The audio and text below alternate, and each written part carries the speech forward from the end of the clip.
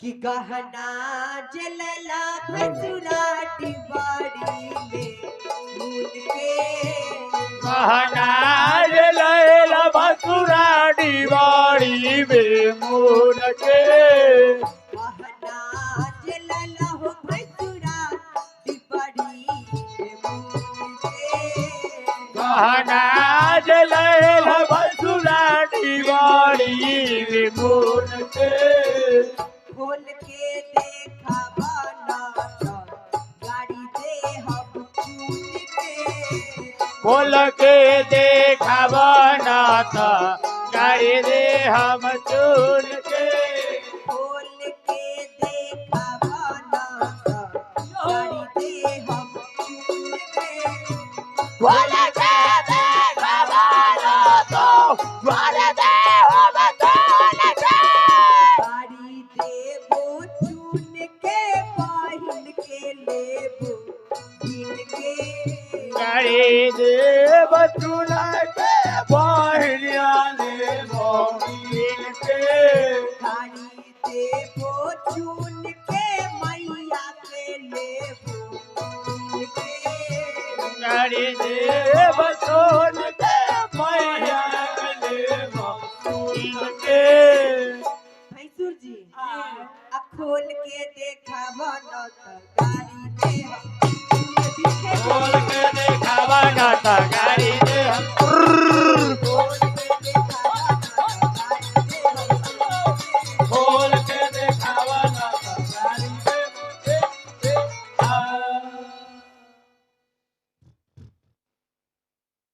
फुर करता है गाना लाए दिखाओ दिखाओ दिखाओ दिखाओ ए सुनी पहले मेरी बात सुन बैठिए बैठिए यही बैग में सारा गाना है बैठिए बैठिए बाबू हथुन जो बैठ जाते ये गाना चलाने आया कि बैठने आए ठीक है पहले बैठाइए सन पागल आदमी को उठा के ले आते हैं गाना लाए हैं सारा गाना बैगे में है तो चैन खोलिए सामान दिखाइए एकदम देखने के लिए तैयार रहे हाँ जल्दी खोलिए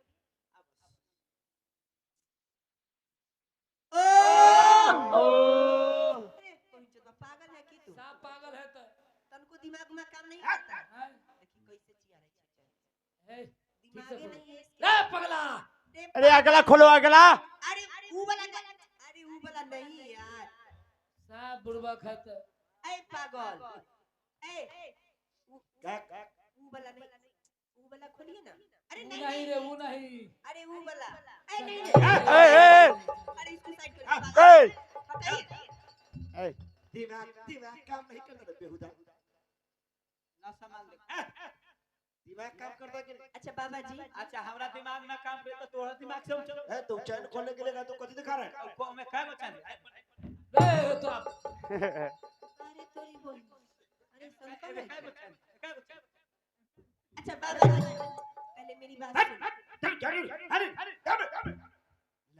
लवर भगवान कोनो गाना लाया कथी दिखाओ गाना दिखाओ अरे देखो चाहे नहीं देखो हमको बैठने दो सनकल लड़की ऐसे नहीं भैंसुर जी दिखाओ ये कथी खींच रहा है अरे अरे अरे ये कथी ई गहना कौन गहना ओरिजिनल गहना बताइए तो ये कौन गहना है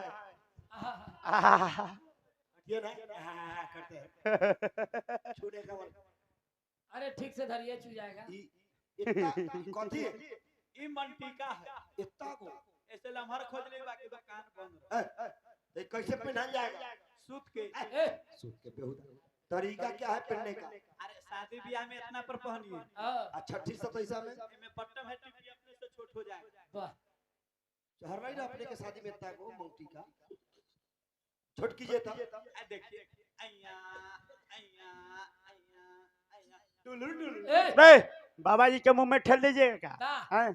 बाबा जी के सस्ता है ओकर कोई ठुक नहीं है ठेलियो देगा बाबा जी के तो ऐसा ना मजाक बनल है बताओ सब बाबा जी के ठेले ए के शादी चलते। है बताओ जा जा जा बाबा जी कान बचाएं तू बचाएं भैंसुर की पागल हुआ बाबा जी तो कान बचाइए लेंगे वो जो तलिया छिटक तरह मुंह में ई कथी? जाके ये कान के फूल है, ई ऊपर का ये तलिया है, काय करंट के ये सब 31-32 करेंट के 22 करंट के कोई नहीं ना। तिलक कम है लेकिन गहना बड़ा हो जाता ठीक गहना सच्ची सब ठोस ठोस गहना सब ठुस ठुस गहना को गहना कमजोर आखिर तोरे बहनी वाला न हो। तोरो दीदी जा जा जा जा, अरे पकड़ लीजिए नहीं तो भैंसुर जी हक दे। राम खा जाना बढ़िया है, आप ये तोरा ई कथी ई कोनो गहना ये लड़की के ढोलना है, भोलना अच्छा बहुत लड़की के गर्दन रहेगा कि जाएगा ओकर गारंटी हमरा जरूर ना। ठीक अच्छा वो जनदार गहना देखलिए ऐसे बाप रे बाप, लड़की राजा वाला राजा महाराजा वाला राजा महाराजा वाला जल्दी जल्दी अरे पागल हो गए ई कथी ले आए अच्छा भैंसुर जी पहले मेरी बात सुनो, ये जो गहना सब लाए हैं आप, जे भी गहना आप लाते हैं से पंडित जी पर ट्राई कर देते हैं। डर तो हमरा लग रहा है जैसे लड़का को लाइएगा पंडित जी पर ट्राई करवा दीजिएगा तो कितना दिक्कत हो जाए। पंडियो जी के बुढ़ारी में की जाने। नहीं वैसे बात नहीं अरे देखिए ना क्या कर रहे हैं सर बाबू के दिमाग बियाह काम में नहीं कर रहा बाबू के माई के शादी में तोरा मोहन चढ़ाई हाँ। करे ई कौन गहना है? ओरिजिनल गाना अरे नाम सब तो भाई गोली के तू ले ला और कौन गहना है से बता ये मंगलसूत्र, जी मंगलसूत्र बिल्कुल बिल्कुल, मंगल दिन के सूत्र का पहन कर आराम कीजिए, अब बुध के उतार का एकदम शौचालय के मेन गेट पर टांग दीजिए। आज है टांग दीजिएगा। मंगल है ना ऐ। सोमवार हो गया हाँ? बुध है इतवार है आहा ई कथी ये ओरिजिनल गाना। अरे भाई नाम बता नो ये लड़की के जितिया, ए। थोड़ी बहनी पागल होने के हे भगवान हे भोला बाबा। चितिया लोग पहनता है बाल बच्चा हो जाता है शादी रे ब्याह भी हुआ एडवांस में बाबा जी सुनिए, हाँ। आपके बहन को 5 गो है, 3 गो बेटा 2 गो बेटी, ले जाइए दे दीजिएगा बेचारी पहनेंगे। वही ले जाइए हटाइए हटाइए यहाँ से सामने से हटाइए। और कोई गहना है कि अब नहीं है? अब बाबू इसी खुश ना तो गहना मतलब में बाउंड्री बांध रहे हैं, आप नहीं है तो बोल दीजिए कि नहीं है। हाँ एक क्या बार इधर क्लियर से इधर कहिए। करते हैं? जा जा जा जा कहला बीच में कूद रहे हैं, जैसे ने भाजी पार रहे हैं, मारेंगे कि छछड़िया कटवा देंगे ओकर। कौन गहना लेके आए ये गाना ना हाँ? लड़की के औजार बॉक्स। लड़की का 1000 बक्स होता ए, है बताइए तो लड़की बच्चा है स्कूल जाता है होगा 1000 बक्स से लेके आया है जाता है।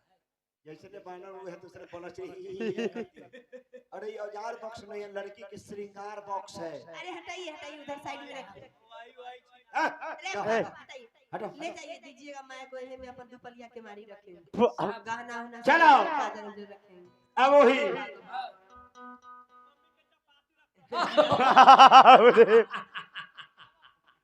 पानी की बोतल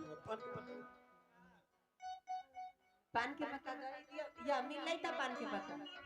हवाई ले आओ ले आओ। कि अरे दही दलियन चंदन करेला चाट गइले भसुरा भैंसुरा अरे ऐसा सुंदर सिया के भकलोल मिले ऐसा सुंदर से आके बकरोल मिले बसुर सिया के भकलोल मिले भसुरा ऐसा सुंदर से आके बकरोल मिले बसुर दलिया साटे लाचीबा गइले भसुरा बंदले साटे लचीवा गेले बसुरा ऐसा सुंदर सिया के भकलोल मिले भसुरा